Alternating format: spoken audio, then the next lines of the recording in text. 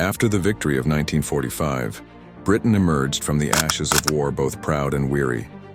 The empire that once ruled the seas was fading, but a new kind of awakening was stirring within the nation, a rebirth of culture, faith, and social consciousness. The bombs had stopped falling, but rebuilding the soul of Britain was a different battle.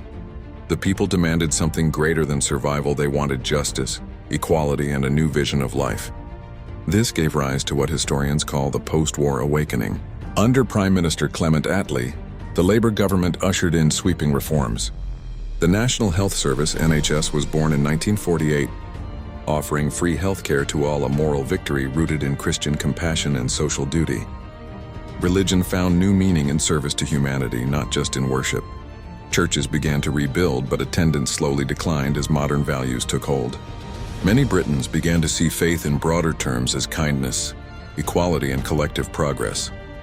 Still, the Church of England remained a moral anchor, guiding discussions about family, education, and ethics. Culturally, Britain was booming. The 1950s saw the rise of a new generation, bold, artistic, and rebellious. Music, film, and fashion became new forms of expression. By the 1960s, icons like the Beatles, the Rolling Stones, and Twiggy symbolized a youthful, liberated Britain. The old empire was gone. Now Britain ruled the world through culture and creativity. At the same time, immigration from the Caribbean, Africa, and Asia brought new colors, sounds, and faiths into the British identity. The Windrush generation changed Britain forever, challenging racial prejudice and expanding the idea of what it meant to be British. Churches, mosques, and temples began to stand side by side, a living symbol of diversity and coexistence. Socially, the 1960s became a decade of revolution.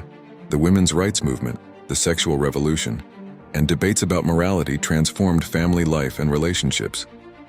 The church often struggled to keep up, torn between tradition and modernity. Yet many religious leaders embraced dialogue instead of resistance, opening new paths for spiritual understanding.